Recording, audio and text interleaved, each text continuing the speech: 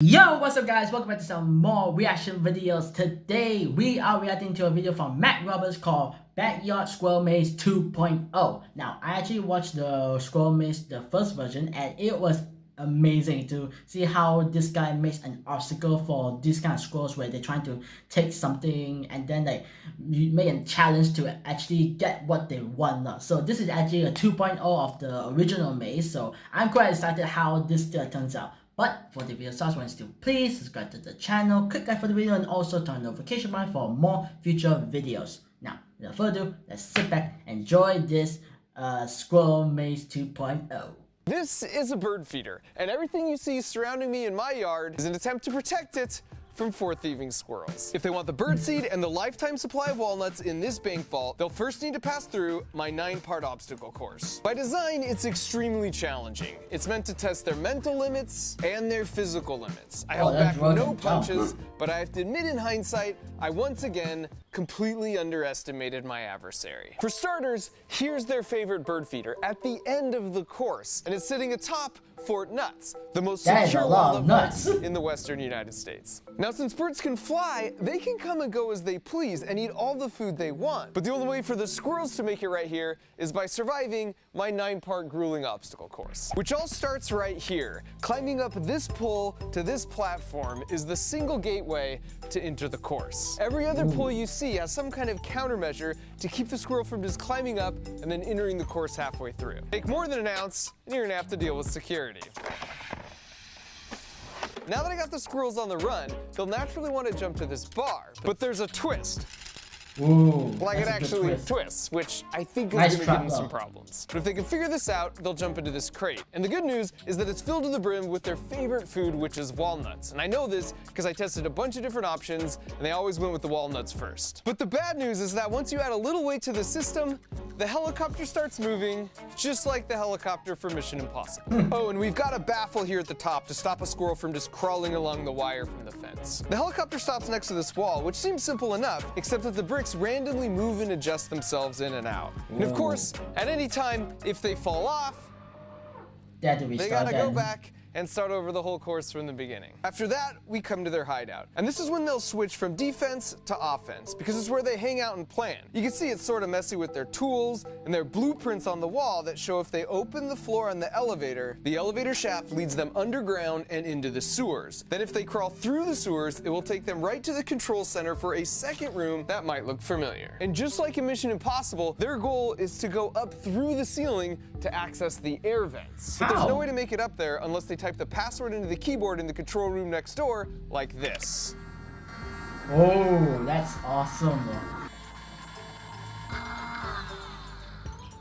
And at that point, they can climb the ladder and they're in the vents. And the vents are a total maze. There's lots of different twists and turns they'll need to navigate up here. So at any moment, if they're too lost, they can always exit the whole course by using the one-way squirrel emergency exits, which also exists for any enclosed room on the whole course. And for the penultimate challenge, it's back down from the air ducts through this laser maze where they'll have to harness their inner Catherine Zeta-Jones. If they sufficiently touch any of the lasers, the metal base contacts and completes the circuit, which sends a signal from this microcontroller to a relay to a solenoid, which causes this pneumatic piston to fire, which slams this door shut for 1 minute. Nice. And because I'm basically certain they'll try and get to this point by climbing from the roof on top of this tube, I've placed a shield here with another enforcement squirrel to try and deter them. And so finally, if they've made it through the laser maze and everything that came before it, they've made it to Fort Nuts. And as far as I'm concerned, if they crack the safe by giving this handle a little turn, they've earned every last walnut in this bank.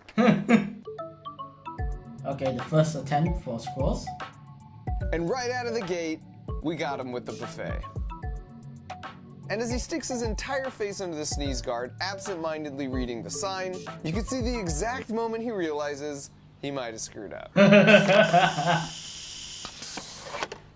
And the slow-mo shows Rick just really laying himself out. Back to the course, we've got Marty the hacker here, who again is a bit skittish, so you can see he's coming in pretty cautious. But who can resist a buffet? Once again, the real magic freaked out so fast. They're like, fuck this, I'm getting out of here. Shit, the cops are onto me. Realized security was just too tight at this casino, and Rick goes straight to the twist bar. Oh. Excellent. Here's try 2. This is a good trap.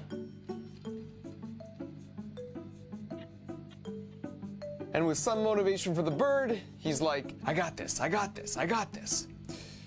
I don't think I got this. He almost got it. The real-time replay on this one is great too. And at this point, Fat Gus is like, I'm gonna need that crate of walnuts. Let me show you how it's done. Which turns out somewhat predictably. Oh. Oh.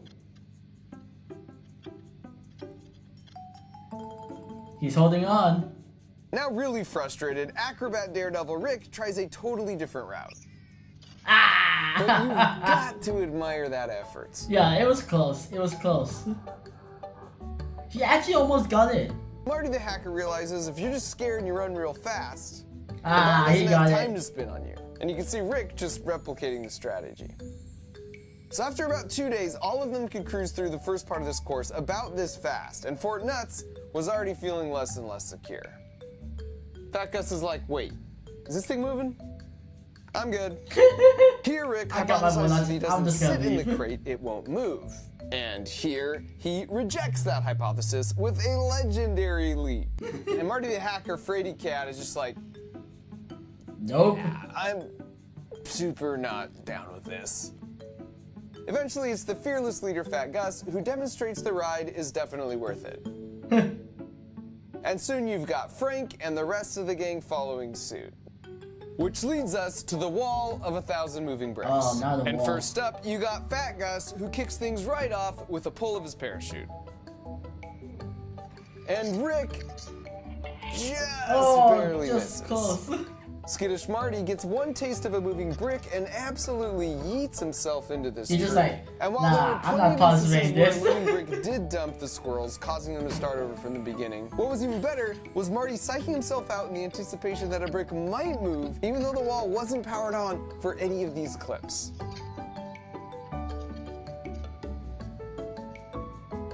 And thanks in part to the dutiful supervision of Fat Gus, eventually, like all the other challenges so far, they got it down to a science where they could cruise by the wall fairly quickly. Ah.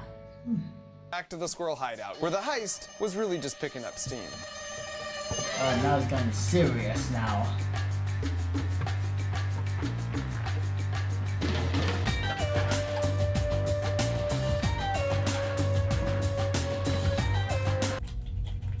Lunch break.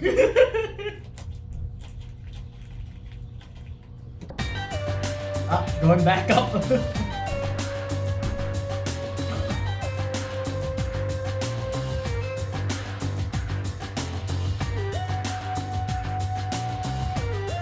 Can he hack the code?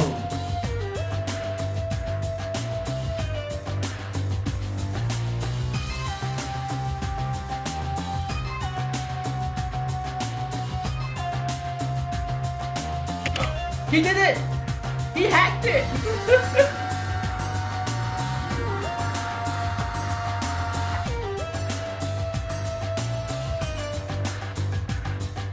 And now with the vents, it was Frank's time to shine. You can see here, he's just double checking the actual air duct layouts to make sure they match the blueprints he's memorized. And once he's satisfied, he steps up, and as you can see, he nails it first try. You can just sense his confidence here.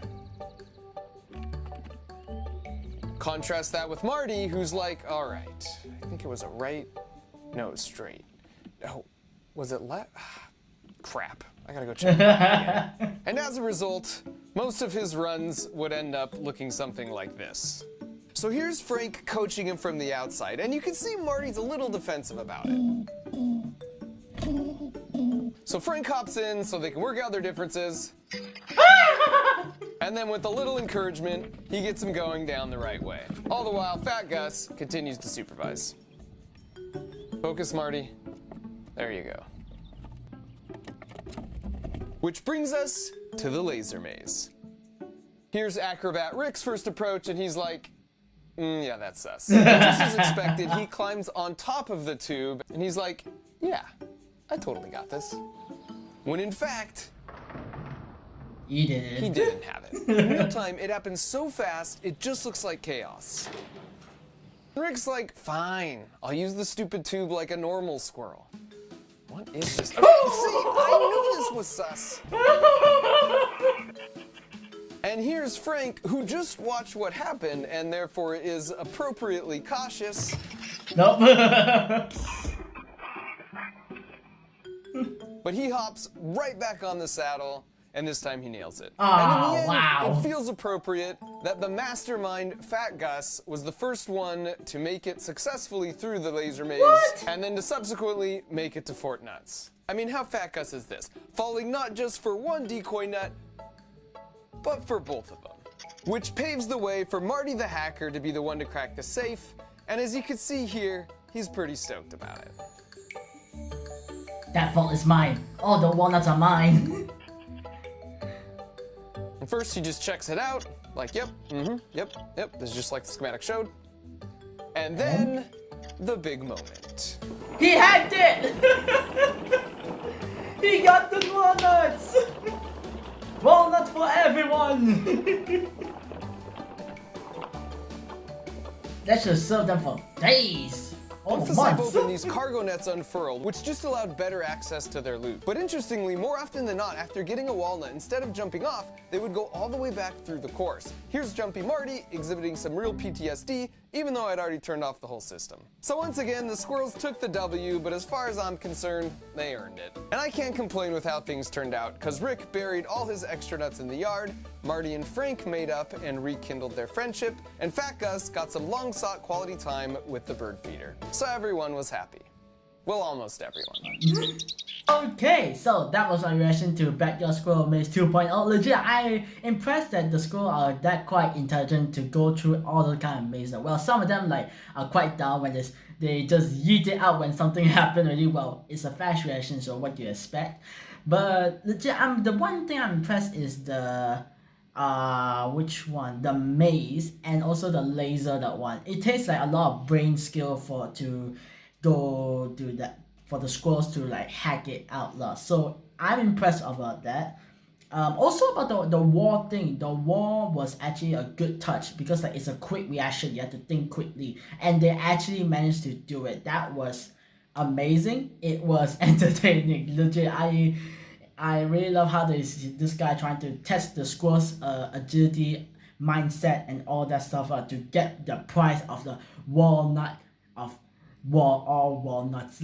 So yeah, so or not, the squirrel one of them managed to hack the safe, gone through all the course, and then get all the walnuts. Well, share the walnuts with all the other brethren of squirrels. So yeah, that's all for today, guys. Make sure to subscribe to the channel, click that for the video, also turn on the notification button for more future videos. Now, I'll see you guys next time.